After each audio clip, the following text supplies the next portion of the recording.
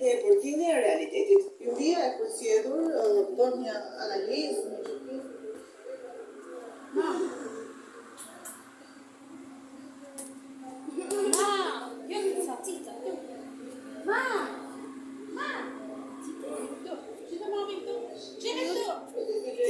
Ndarë në 3 faza, në të cilat përziten kandidatët deri në 10 dhjetor. Dhe në fund të vitit do të shpahet fituesi që do të përfitojë një shumë monetare dhe mundësinë e votimit të një libri. Kanë shumë botë, kanë shumë përsjatje qoftë të modernizmit, gjë që i bën mirë vetësi son, jep dimensionin që ajo duhet ta ketë kjo. Kështu që gjykoj se edicioni duhet të ketë jo vetëm akoma me mesrin e pari, por do të japi pikërisht atë që kemi nevojë. Një traditë. Problemi është kënaqësi nga finale që të mbështesin pikërisht këta autorë të cilët mbas viteve 90 po shijojnë talentin e tyre. Ky çmim që mbështet dhe motivon autorët e rinj njëkohësisht ndron një ndër romancierët më të rëndësishëm të shekullit 20, që Iviria Grozoza kujton me emocion si autorin që jepte shpirt personazheve që krijonte. Jakobi mbetet gjithmonë pa e njëri modest, pa e njëri shumë familjar, pa e njëri me një pasion të jashtëzakonshëm për letërsinë në radhë të parë, për personazhet e tij. Nuk po ishte, sepse po e ndjente që do mbiste jetë, po iki, por po lë jetim personazhet e tij. Duke paraqitur jetën e myshteqarit me të gjitha sfidat dhe vështirësitë e kohës, Jakov Zoza la pas një krijimtar të gjerë, por vepra më përfaqësuese e tij është romani Lumi i vdekur, që tematizon fenomenin e natyrës dhe e kulturës, ku naturalia paraqitet si kundërpeshë e arrogancës së njeriu. Portreti i parë në pikturë për Ismail Bedaren është realizuar në vitin 1958 nga piktori Viktor Krica, ndërsa aty ku ndodheshin dhe studiu e bashkëpunimit. Ja, Joni, çfarë është shkopi shqiptare? Që se Piktori Viktor Krica. File Gadaresu vërtetua pas një studimi nga Elena Barbarisa, që tregon se vepra është realizuar në vitet 1958. 1959, kur Jelica dhe Gadares studionin në Bashkimin Sovjetik. Është portreti drejt për drejt, vepra ka shumë vicik, sepse tregon fillesat e Viktor Kricës të një arti të cilin ai e konceptuar sovjetik dhe të raportuar në kushtet shqiptare. Mungesa e firmës në vepër i bëri studiuesit të hulumtojnë më shumë dhe një shënim i gjetur në pëlhur në pjesën e pasme. Ishte detaj që i bindi për autorsinë. Gjatë pastrimit, doli kjo firma këtu, që është e Kaderle, është shkruar në rusisht.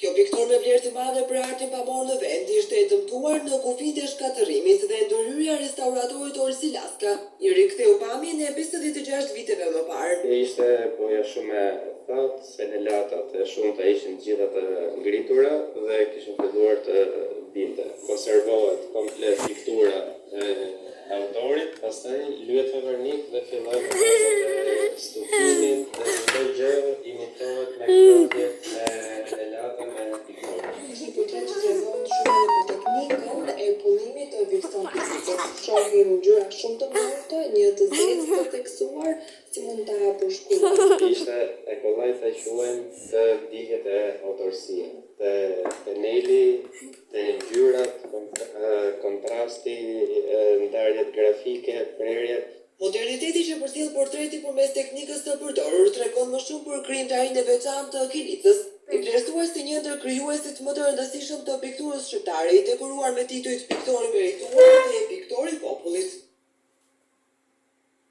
Për vizitat në muze, kala apo parqe arkeologjike do të ketë edhe bileta elektronike, për të shpangur radhën. Biletat nga sot mund të blehen përmes platformës e-Albania. Vizitat në sitet kulturore të Shqipërisë bëhen më të lehta, nga sot marrja e një bilete për në muze, kala apo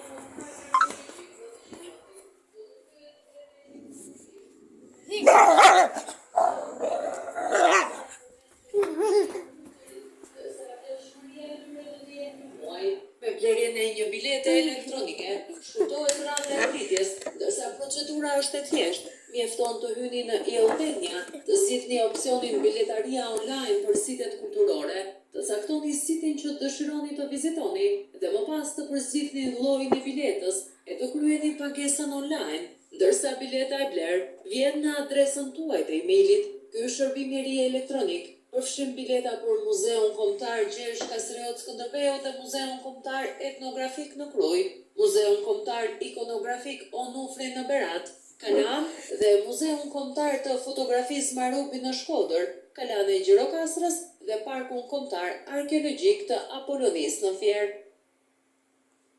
Kemi ardhur këtu në fund të këtij edicioni informativ. Unë ju falenderoj për vëmendjen. Bashkëpunojmë.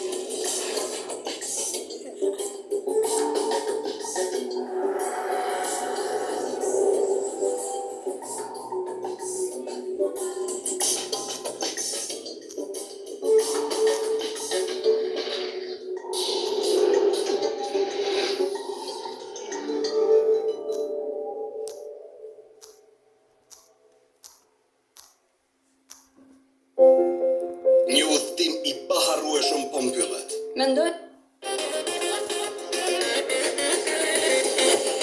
Nuk më nim se në